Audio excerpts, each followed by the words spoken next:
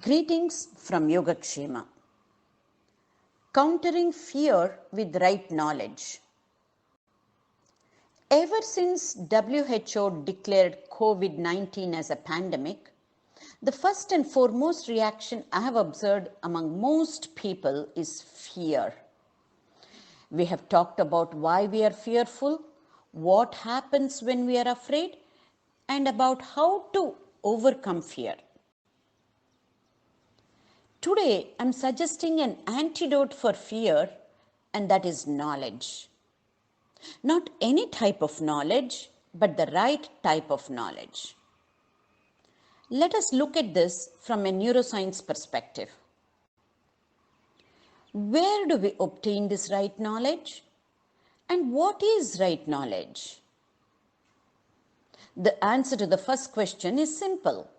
The knowledge we need to be focusing on most come from reliable sources. In present situation, it must be from WHO, CDC, and reliable national and local sources such as the Government of India, Indian Medical Association, etc.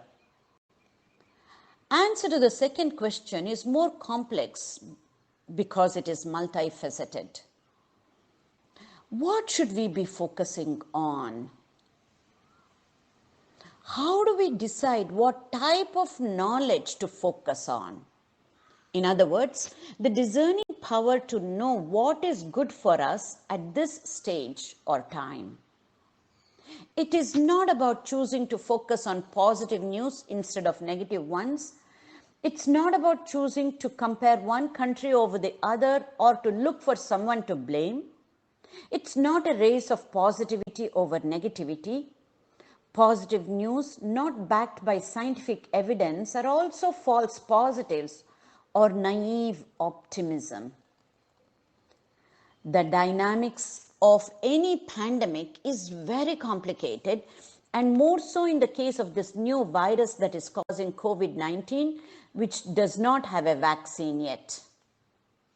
The simplest way right now is to focus mainly on the information about preventing the spread of this virus. The present Director General of WHO says that we have learned a valuable lesson from the previous epidemics. Quote, "The global health security is only as strong as its weakest link," unquote. The fundamental aspect of a pandemic is that neither an individual nor a country is safe until everyone and every country is safe. When we use media, we need to understand that media should serve as an emergency broadcast system to get the vital information out. Social media enables propagation of apprehension and fear.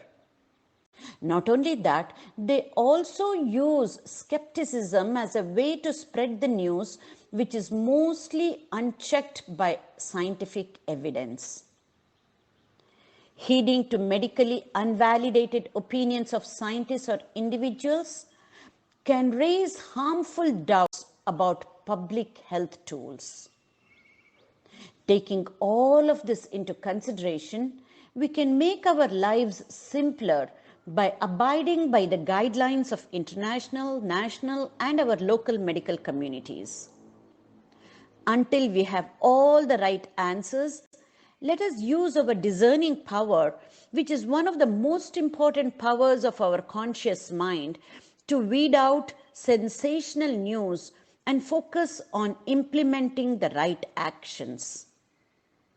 As humans, we tend to assume something will not take place if it is hard to imagine.